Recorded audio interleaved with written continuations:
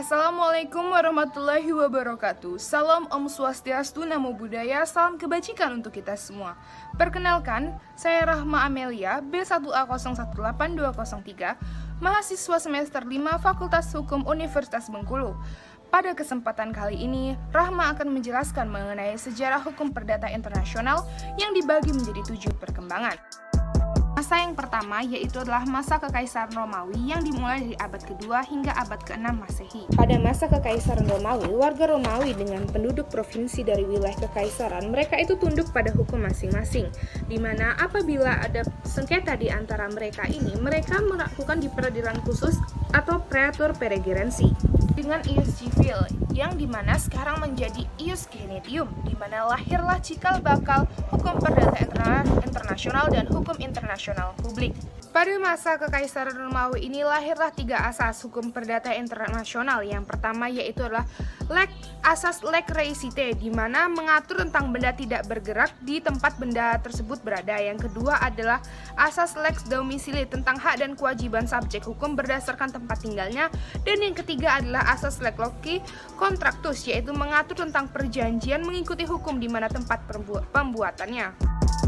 Kemudian yang kedua, yaitulah masa pertumbuhan asas personal, yaitu dari abad ke-6 hingga abad ke-10, di mana saat itu kekaisaran jatuh sehingga hukum Romawi tidak berlaku lagi, terus digantikan hukum adat, personal, hukum keluarga, dan hukum agama yang berbeda-beda. Kemudian saat itu persoalan hukum perdata internasional itu muncul, tetapi tidak memiliki mekanisme penyelesaiannya.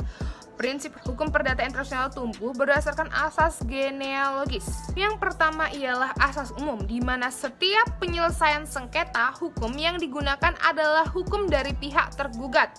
Kemudian yang kedua, penetapan untuk membuat perjanjian bagi seseorang berdasarkan hukum personal dari masing-masing pihak. Yang ketiga, proses pewarisan berdasarkan hukum personal dari pihak pewaris. Dan yang keempat, peralihan hak milik atas benda dilaksanakan dengan hukum dari pihak transferor. Yang kelima adalah penyelesaian perkara perbuatan melawan hukum berdasarkan hukum dari pihak pelaku perbuatan melawan hukum. Keenam, pengesahan suatu perkawinan dilaksanakan menurut hukum pihak suami. Masa yang ketiga yaitu adalah pertumbuhan asas teritorial yang dimulai pada abad ke-11 hingga ke-12, yaitu asas genealogi sulit dipertahankan, masyarakat condong ke arah masyarakat teritorialistik. Di Eropa Utara, feodalisme berkembang pada hukumnya, yakini hukum tuan tanah yang bersifat eksklusif terhadap siapapun berada di wilayah mereka. Hak asing tidak diakui, termasuk hak yang diatur dalam hukum internasional publik. Di Eropa Selatan, pertumbuhan perdagangan di Italia membuat hukum perdata internasional berperan penting dalam penyelesaian antar pihak. Kemudian lahirlah asas pemberlakuan hukum berdasarkan kediaman atau yang kita kenal sebagai teori statuta. Tokoh pengembang dari teori statuta ini adalah Accursius. Lalu yang keempat yaitu pertumbuhan teori statuta yang dimulai dari abad ke-13 hingga abad ke-15.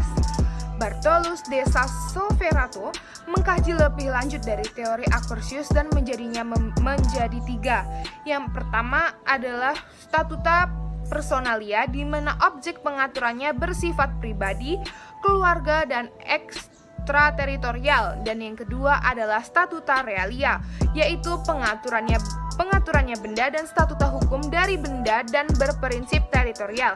Dan yang ketiga adalah statuta mixta, di mana tentang perbuatan hukum berdasarkan prinsip teritorial. Yang kelima adalah teori statuta di Perancis pada abad ke-16. Charles Dumoulin berpendapat bahwa subjek hukum dalam perjanjian memiliki kebebasan berkontrak, di mana para pihak dapat menentukan hukum apa yang hendak digunakan. Dumoulin memperluas lingkup statuta personalia yang dikembangkan Bartolus dan dimasukkannya unsur perjanjian, di mana Dumoulin berpandangan bahwa suatu statuta yang berkaitan erat dengan wilayah provinsi dari penguasa yang memberlakukannya harus dikategorikan sebagai statuta realia sehingga otonomi provinsi harus diutamakan, bukan otonomi subjek hukum. Yang keenam adalah perkembangan teori statuta di Belanda pada abad ke-17, di mana ditekankan pada kedaulatan eksklusif negara. Ulrich Huber memiliki 3 prinsip dalam melihat perkara hukum perdata internasional. Yang pertama adalah hukum suatu negara hanya berlaku dalam batasan teritorial negara itu. Dan yang kedua, semua subjek hukum secara tetap atau sementara di wilayah suatu negara berdaulat, merupakan subjek hukum dari negara tersebut dan tunduk serta terikat pada hukum negara tersebut. Yang ketiga yaitu hukum yang berlaku di negara asal dapat memiliki kekuatan berlaku di mana-mana, comitas gentium, selama tidak bertentangan dengan kepentingan subjek hukum dari negara pemberi pengakuan. Dan yang ketiga, prinsip tersebut harus ditafsirkan dengan dua prinsip lain. Yang keempat adalah suatu perbuatan hukum yang sah di negara lain, sekalipun negara lain menganggap semacam itu batal. Yang kelima adalah perbuatan hukum yang batal menurut hukum setempat, maka batal dimanapun. Yang ketujuh adalah teori universal, di mana C.J. von Wacher menilai Statuta Italia menimbulkan ketidakpastian hukum karena ekstrateritorial yang mengakibatkan timbul kewajiban di hukum negara asing. Titik tolak penentuan hukum dalam suatu perkara harus dari tempat yang merupakan kedudukan dari mulainya suatu hubungan hukum tersebut.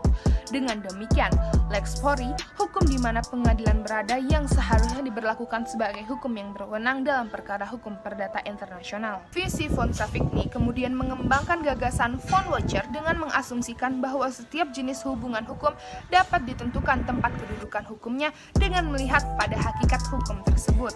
Ya, itulah tadi sejarah singkat perkembangan hukum perdata internasional yang dibagi menjadi 7 masa dari abad kedua hingga abad 19.